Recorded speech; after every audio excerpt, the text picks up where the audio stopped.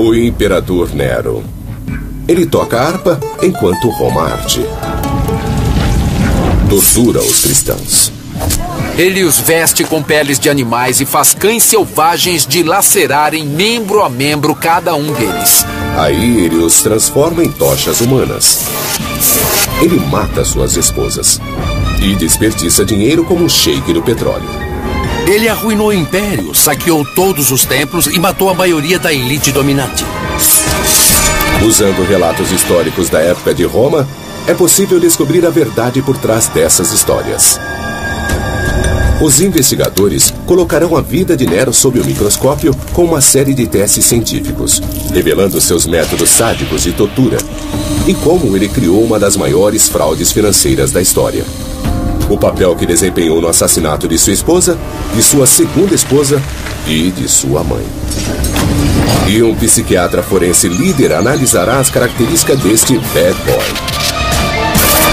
Tudo para revelar onde ele se encaixa frente a outros ícones do mau comportamento. Ícones do mau comportamento, Nero.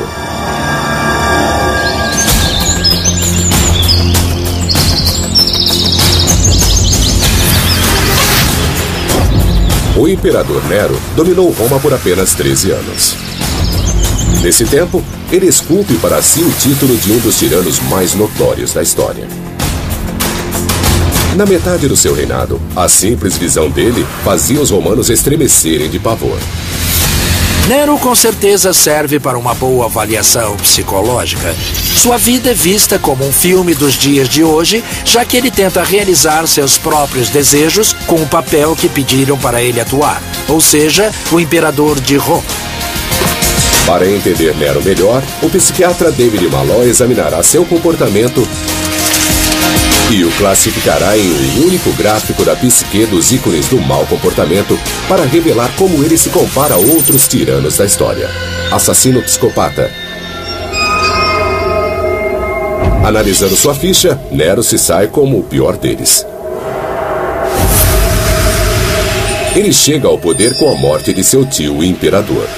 Ele batiza o vinho de seu meio-irmão rival com uma dose fatal de veneno. Ele se tornou um assassino para conseguir o que queria. Ele tenta matar sua mãe esmagada. E quando isso falha, manda seus capangas acabarem com ela. Ele culpa os cristãos pelo incêndio de Roma e os queima vivos em retaliação. A carnificina desses cristãos culpados pelo incêndio de Roma é horrível, é repugnante. Ele usa chicotes e ferros de marcar ensinadores que o desagradam. E ele chuta sua esposa grávida até a morte. As histórias chocantes vêm dos historiadores romanos Tácito e Suetônio, que escreveram décadas após a morte de Nero. Eles são os colunistas de fofoca da época, demonizando Nero para fazer seus próprios governantes parecerem bons.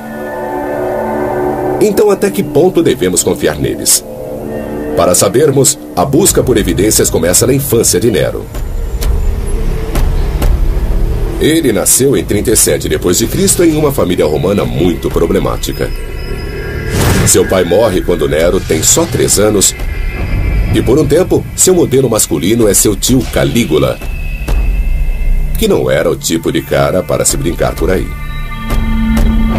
Nero não encontra conforto no seio de sua mãe Agripina, a irmã mais nova de Calígula. Ela não é apegada aos valores familiares. Agripina é muito transtornada. Ela foi violentada e expulsa por seu irmão Calígula. Ela cresceu acreditando que assassinato e incesto são normais, e ela estava bem preparada para usá-los para conseguir o que queria. Agripina queria chegar ao centro do poder em Roma. E ela planejou utilizar o jovem Nero para isso. Essa é a estrada para Roma, mas também é a rota de Agripina ao poder. Porque as mulheres da Roma antiga não eram legalmente autorizadas a exercer o poder, era a tarefa de homens. Mas Nero podia. E com Nero em Roma, Agripina podia ter o controle. Primeiro passo, aproximar-se do poder. A bela e astuta Agripina seduz e se casa com o imperador Cláudio, mesmo ele sendo o tio dela. O casamento incestuoso de Agripina com Cláudio insulta o povo de Roma, como hoje nos insulta. Mas ela era uma pessoa disposta a cruzar qualquer linha para obter o máximo de poder. Agripina pressiona Cláudio a adotar Nero e torná-lo herdeiro do trono à frente de seu próprio filho, Britânico. Nero está agora na fila para imperador. Nero subitamente enfrenta uma enorme mudança em sua vida. Ele está na fila de se tornar imperador de Roma, algo para o qual nunca foi treinado, ao qual ele não está preparado e psicologicamente não está tão claro o que ele quer. Ele é tirado neste papel como um fantoche de Agripina, sua mãe. Segundo as fontes, Agripina é impaciente por poder. Tácito e Seutônio dizem que Agripina queria um marido morto. Ela é poderosa e sabe quem usar, uma envenenadora condenada, Locusta. É virtualmente impossível pôr veneno na comida do imperador. Mas Agripina encontra um modo. Segundo as fontes, Cláudio encontra seu fim em um banquete de bebedeira quando ele come um prato de cogumelos envenenados.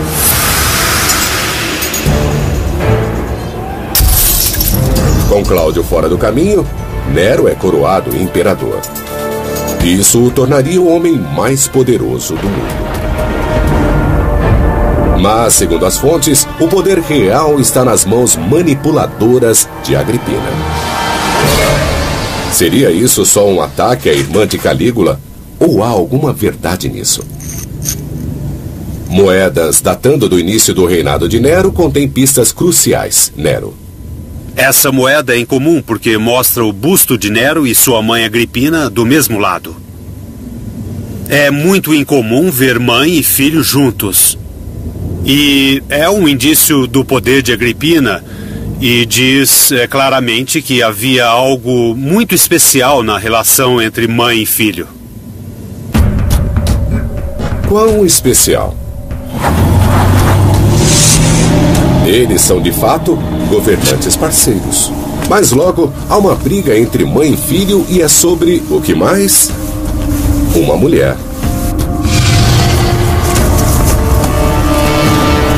55 depois de Cristo, Nero, agora com 18 anos, se apaixona perdidamente por uma moça ex-escrava. E Agripina fica louca com isso.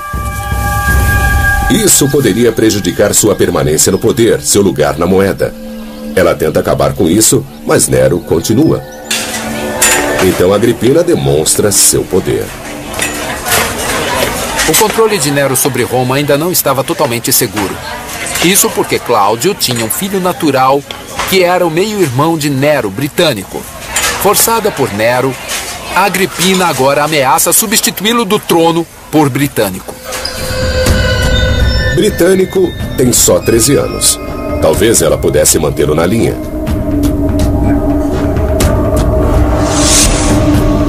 Mas antes que ela possa desertar Nero e transferir a sua lealdade, o jovem britânico vira um copo de vinho. Passa mal, com convulsões violentas, e morre espumando pela boca. Tudo parece meio suspeito. Nero afirma rápido que pode ter sido um ataque epilético. Afinal, epilepsia era comum na família. O tio Calígula sempre tinha ataques. Mas Suetônio não concorda. Ele acusa Nero de homicídio. Nero poderia envenenar Britânico e sair ileso? Cuidado, produtos químicos perigosos. É uma pergunta para um toxicologista.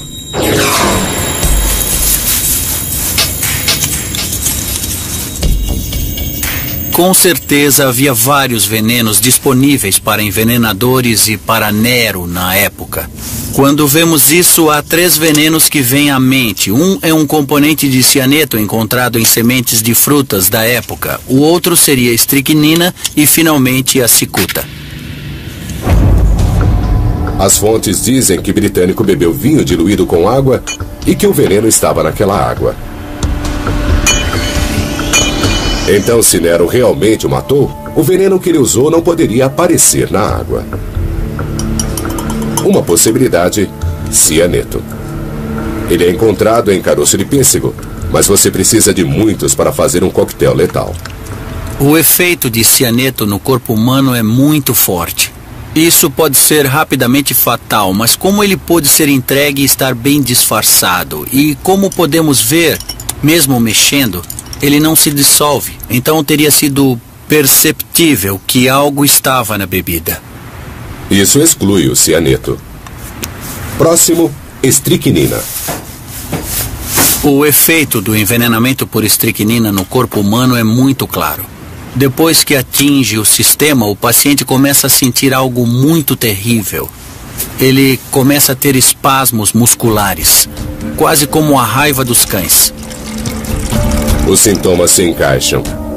Mas a estricnina é muito amarga. Britânico a teria sentido no primeiro gole. Sobrou a cicuta. A cicuta na água é uma das mais, se não a mais tóxica planta do planeta. Como você pode ver, é clara, é difícil de detectar e o efeito da cicuta na água é rápido. Para a armação de Nero e seus envenenadores, este era o veneno perfeito para dar a Britânico. E o mais demonstrável, a coisa mais notória da cicuta na água é que ela provoca convulsões, ela provoca crises. E pelas crises teria sido fácil para Nero dar a desculpa da epilepsia. Então Nero, talvez com a ajuda de Locusta, a envenenadora, poderia ter matado o Britânico. Ele tinha os meios, a oportunidade e um motivo muito grande. E há outra coisa que parece suspeita. Britânico morre em circunstâncias estranhas. Mais estranho ainda são os ritos funerários. Eles são apressados, abruptos, e ocorrem no dia seguinte sem muita pompa e ritual, como seria digno de uma pessoa como Britânico. Se livrar da prova, rápido. Os historiadores estão convencidos de que tudo aponta ao fato de que Nero matou mesmo seu meio-irmão mais novo. Ele virou um assassino para conseguir o que queria, e isso foi um grande passo. Com isso, Nero sai da sombra de sua mãe Agripina. Ela lhe ensinou bem a lição, e nada vai pará-lo agora.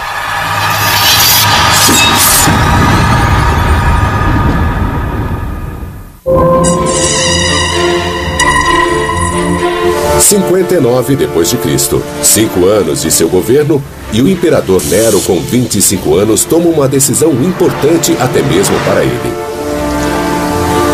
Ele vai matar sua mãe. A injuriada Agripina é a única pessoa entre ele e o poder absoluto.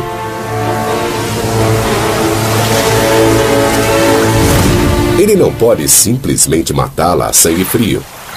Isso seria demais, mesmo para o imperador romano. O historiador Darius Aria veio visitar o local do crime. Ele tinha que ficar acima de qualquer suspeita. As fontes dizem que ele fez parecer um acidente. De acordo com o historiador Suetônio, Nero planeja matar sua mãe com uma armadilha, fazendo parecer um acidente.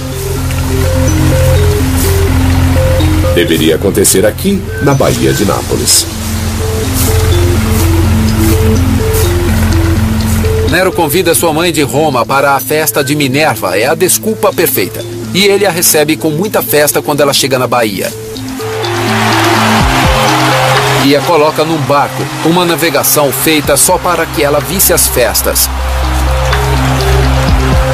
Este barco é especial porque é modificado. Parece uma história tirada de um filme de James Bond. A história diz que o barco está equipado com um dossel pesado que deve cair sobre Agripina, matando-a esmagada. Mas soltar o dossel na hora certa exigiria um mecanismo de liberação. E uma equipe de rebeldes com medo de Nero que ficassem de boca calada. Mesmo com ajuda especializada, Nero conseguiria fazer isso?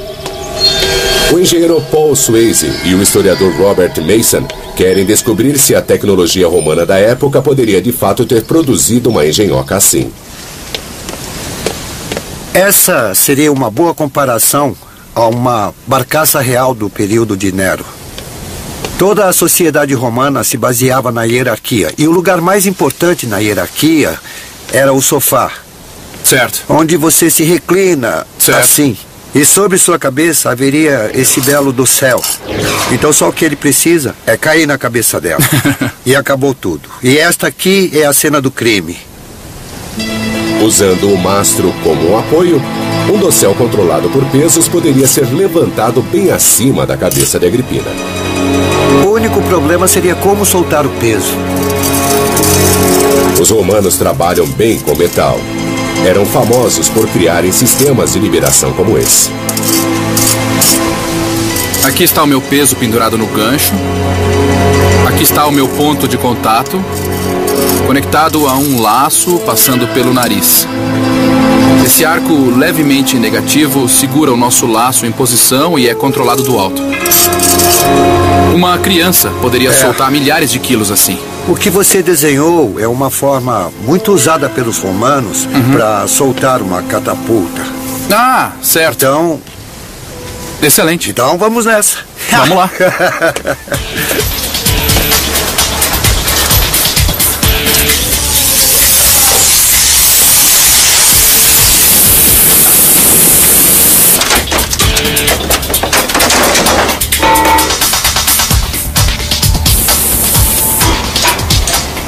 Esse é o sistema de controle. Agora, o dossel.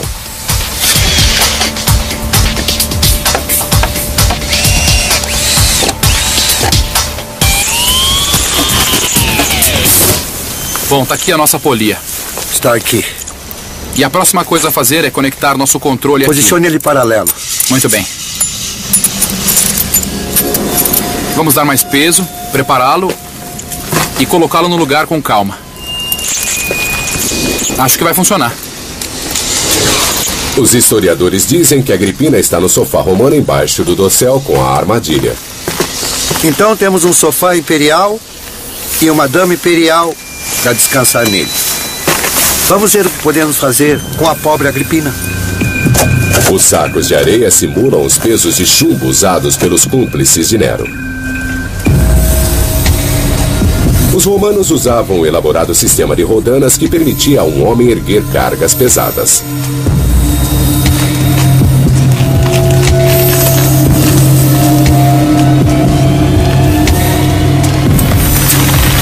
É hora do show.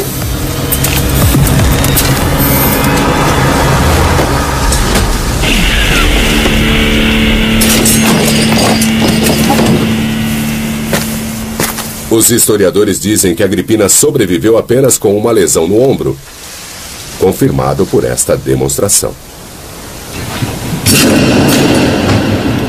Esse é o dano que isso teria causado a ela. Os braços do sofá teriam impedido que ela se ferisse mais.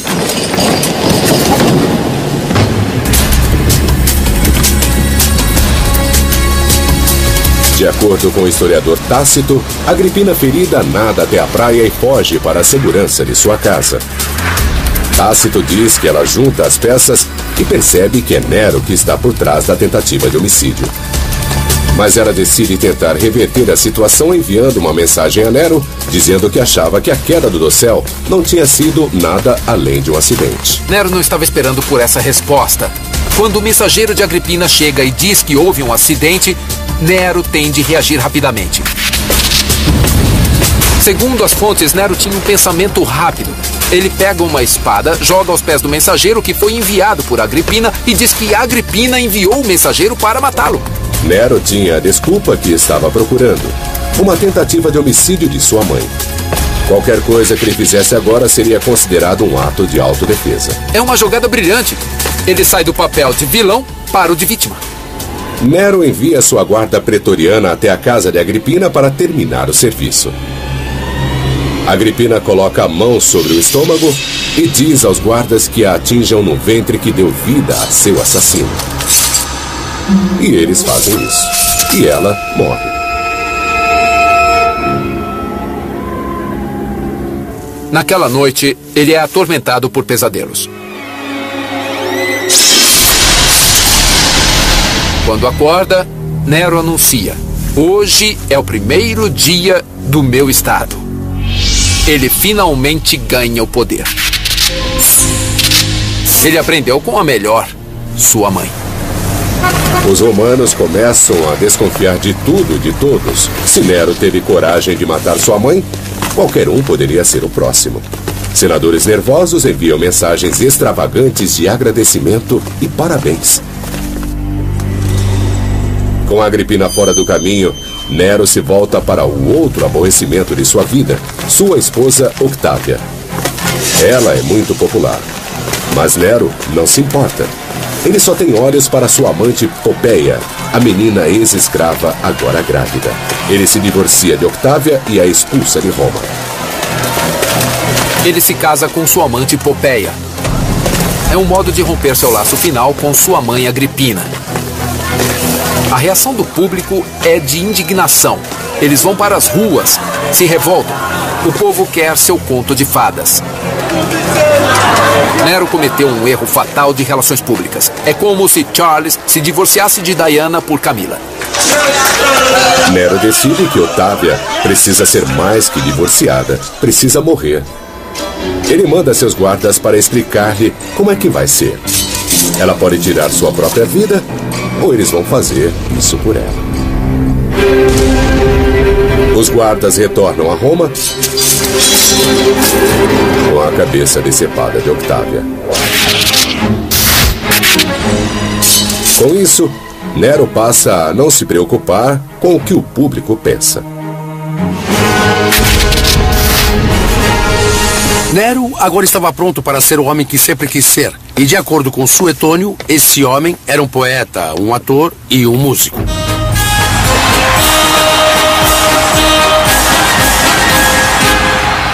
Não parece tão ruim para nós hoje, mas em termos de Roma Antiga é um ultraje.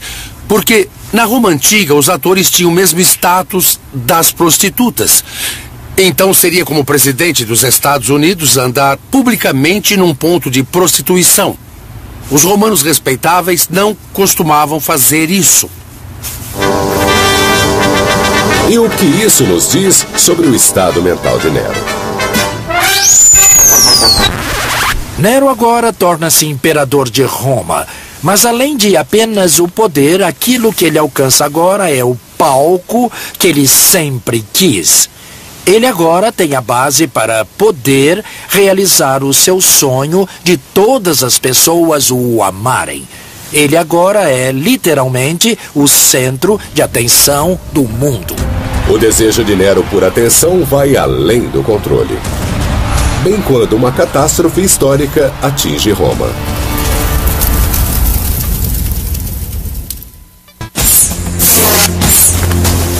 Aos 10 anos de seu governo, o Nero de 27 anos resolveu entrar para a história.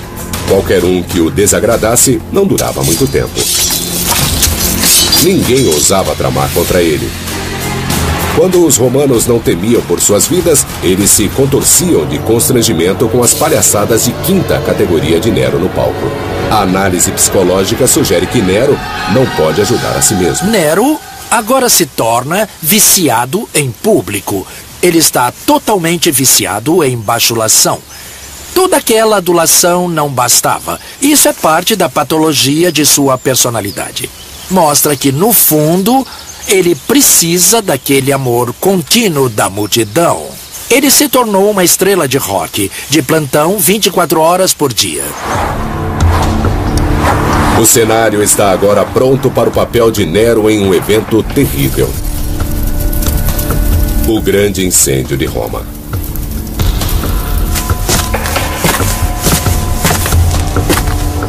Roma Antiga é feita de madeira.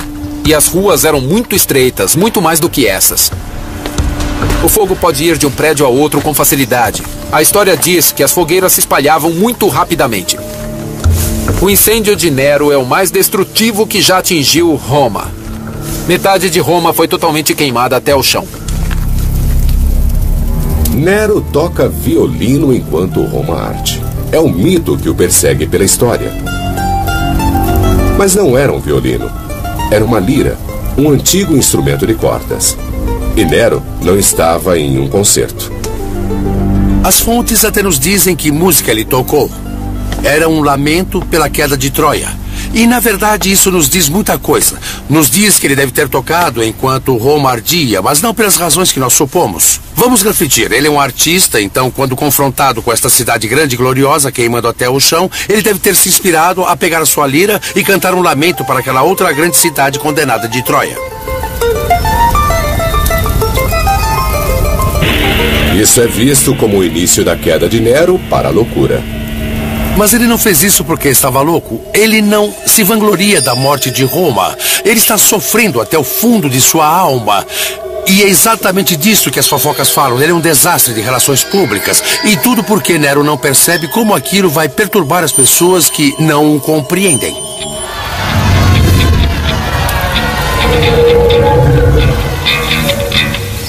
Uma possibilidade é pensar em Nero como um psicótico a essa altura, mas as evidências não dão apoio a isso. No máximo, ele aceitou essa realidade como seu momento de brilhar. O mundo está em chamas ao seu redor, mas ele continua a atuar. Este é o momento que ele estava esperando.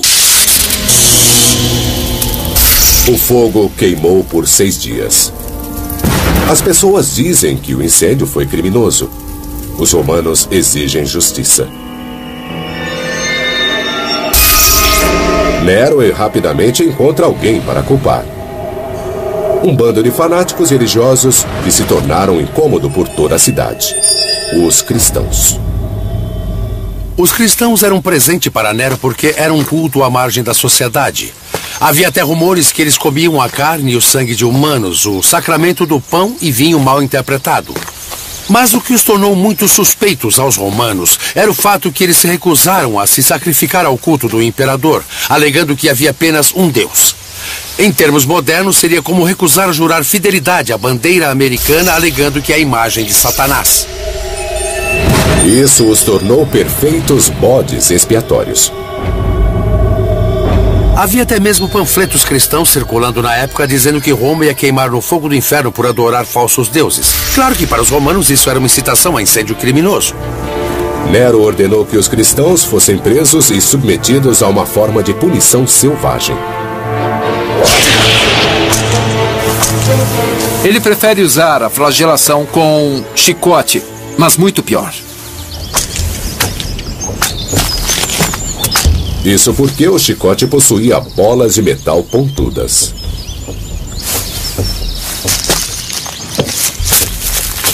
Nós vamos usar este pedaço de carne de porco para simular o que aconteceria.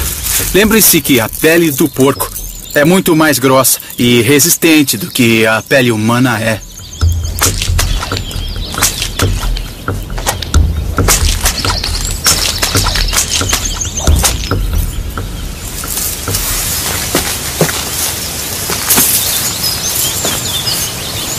Olhe bem a profundidade dessas lesões que penetraram bem fundo até o tecido muscular abaixo da camada de gordura, atravessando a pele.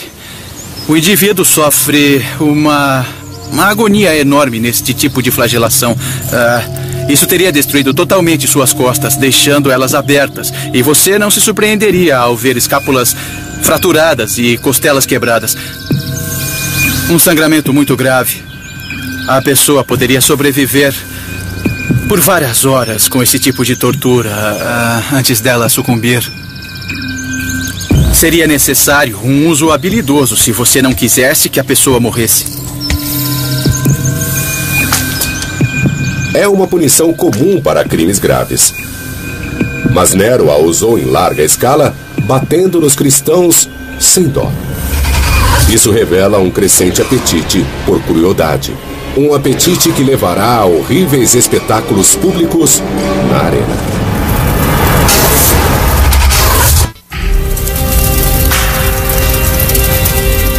Um incêndio destrói quase toda Roma. Nero acredita que é intencional e culpa os cristãos emergentes. As represálias são selvagens. Os romanos estão acostumados a derramamento de sangue na arena. Mas o que faz Nero aos cristãos é excessivo. Ele os veste com peles de animais e faz cães selvagens dilacerarem membro a membro cada um deles. Isso é demais para os romanos. A carnificina desses cristãos culpados pelo incêndio de Roma é tão horrível, tão repugnante, que leva o público a ter compaixão dessa gente, e que é exatamente o que Nero não queria. Mas Nero não se importa mais com a opinião pública e as atrocidades pioram. À noite, ele põe os cristãos amarrados a estacas revestidas com breu, coloca fogo e os transformam em tochas humanas.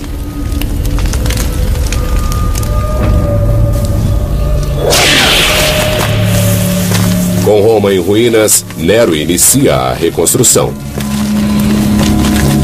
Mas suas prioridades não combinam com as dos romanos desabrigados. Ele se dá um palácio ainda maior, mais magnífico, que se estende do Monte Palatino ao longe por todo o Vale do Coliseu, até o Monte Esquilino. Isso é iluminado pela sua Domus Áurea, muito famosa pelo tom dourado que tinha, nos telhados, nas paredes, em toda parte.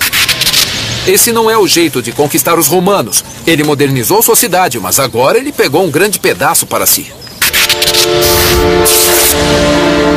Seu senso de direito é semelhante ao pior dos excessos de Wall Street.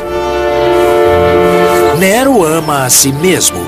Ele adora que as pessoas o amem. Mas ele não é psicótico. Ele não é louco. Não há nenhuma prova que ele esteja alucinado ou delirante. Ele continua a ser muito pleno e a ter uma meta.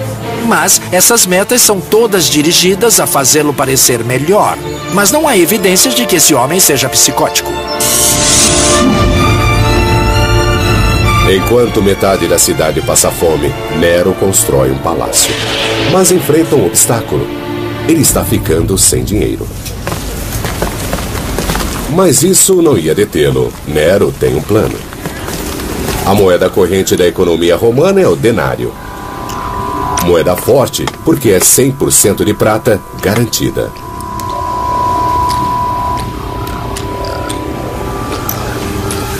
Na antiguidade, era muito importante para a pessoa comum, o homem de rua, ter fé no conteúdo de prata da moeda com a qual foi pago.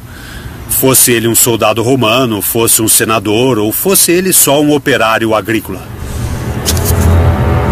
Os historiadores dizem que Nero arruma um jeito de multiplicar os denários. Ele força os cunhadores de moeda a diluir o teor de prata.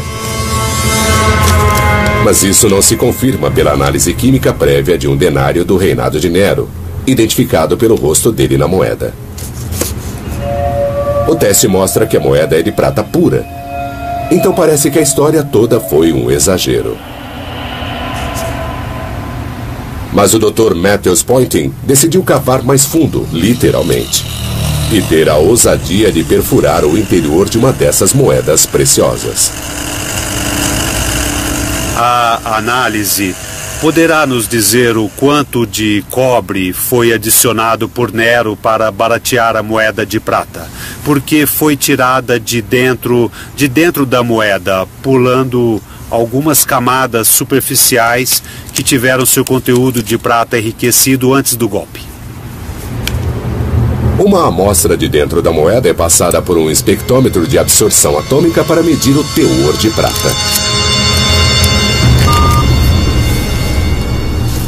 Nós estamos obtendo um dado de 170 partes por milhão nessa amostra.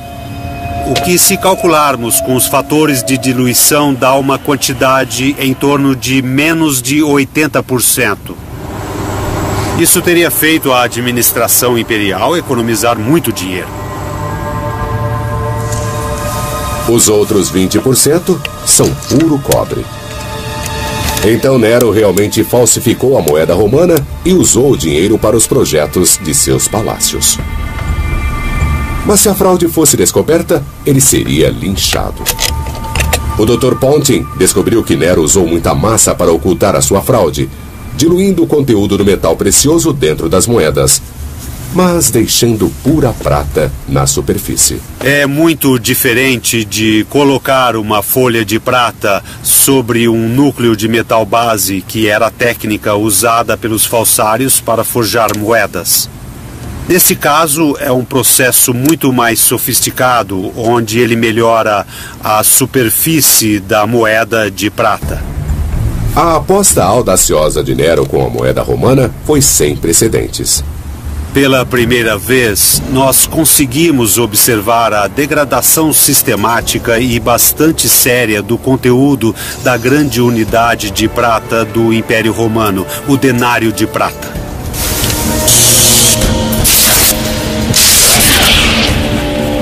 Nero agora está completamente fora de controle. Um grupo de senadores se reúne para tramar uma tentativa de assassinato.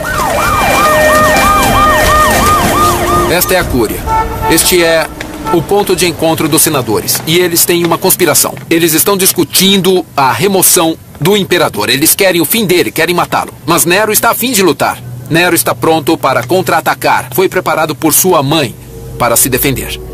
E faz isso de forma tão brutal, tão rápida, que ele sai vitorioso. Eles enfrentam a ira de Nero.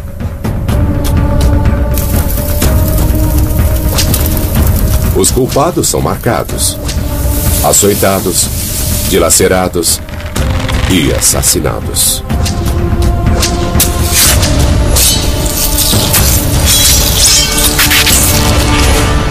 Ninguém está a salvo perto de Nero, nem mesmo sua nova esposa.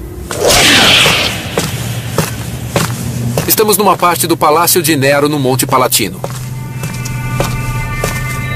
Uma noite, Nero chega em casa e tem uma briga com sua esposa. Popéia está grávida de seu segundo filho e se queixa amargamente que Nero está passando muito tempo nos jogos. Muitas corridas. E num ataque de raiva, Nero reage. Nero a chuta até a morte,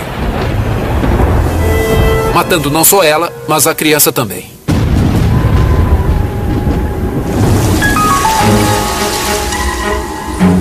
Nero desiste de qualquer pretensão de liderar o império e vai para a Grécia explorar seu lado criativo.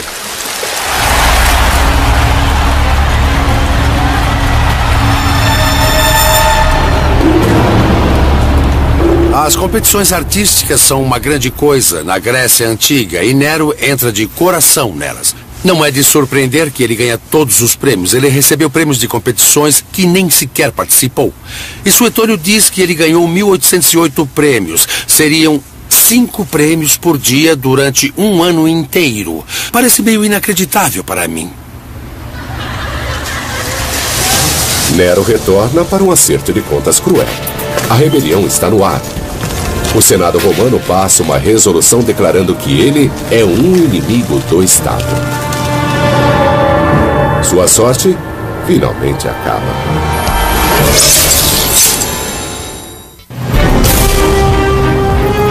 A má gestão do Império por Nero e o assassinato sangrento de figuras poderosas em Roma finalmente foram sua ruína. Seus últimos aliados o abandonam.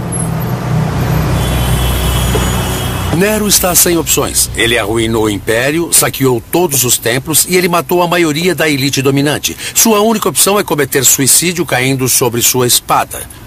Suas últimas palavras foram, em teoria, "Oh, que artista morre em mim." Muito apropriado. Na realidade, ele era tão artista que não pôde nem mesmo fazer isso direito, precisando de alguém para ajudá-lo a se matar.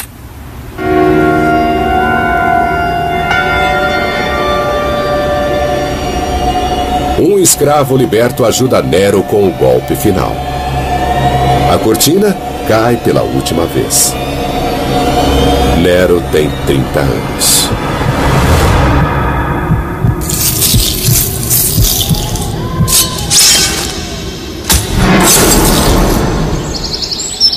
Com a notícia da morte de Nero, há um alívio do público, mas muito rapidamente aquela alegria, aquela celebração se torna raiva. Os romanos não o querem apenas morto. Eles querem tudo o que sobrou dele arrasado.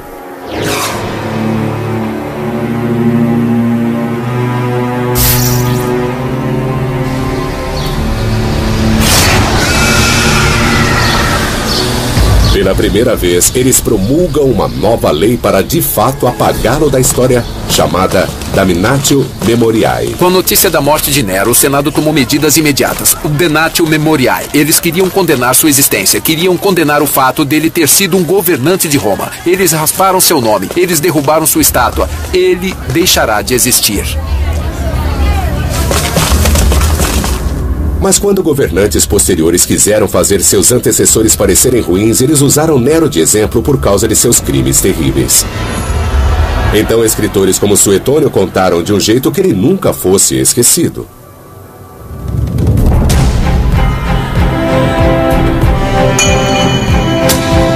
Ele envenena seu meio-irmão e manda matar sua mãe.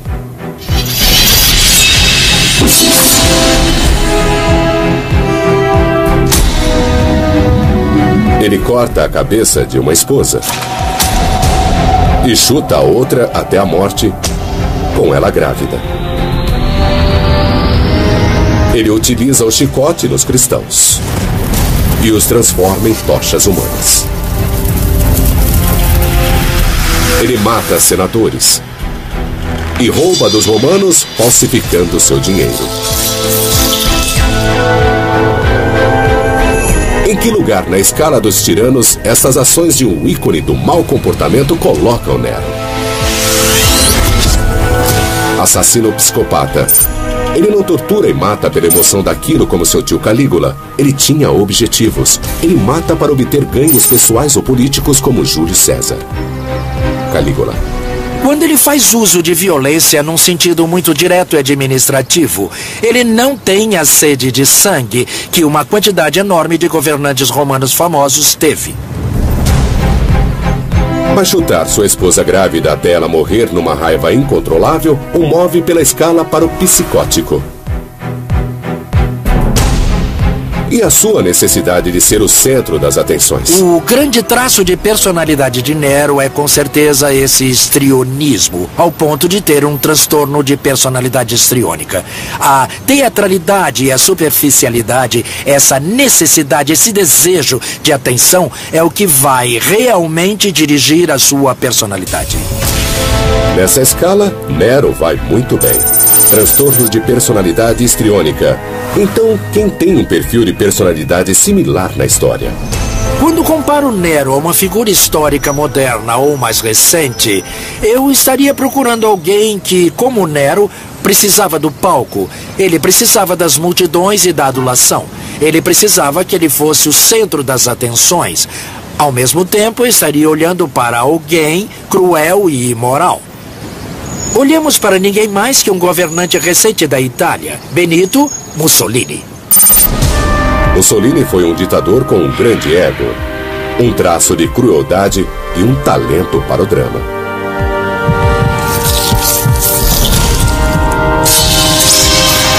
Os romanos celebraram o suicídio de Nero, mas não por muito tempo. Logo se espalharam rumores de que Nero ainda estava vivo, que ele foi visto cantando e tocando. Ainda hoje, essa é uma ilusão familiar. Pense no Elvis de hoje. Elvis desaparece. Elvis está morto. Mas há avistamentos. E muita gente com o tempo acredita. E muita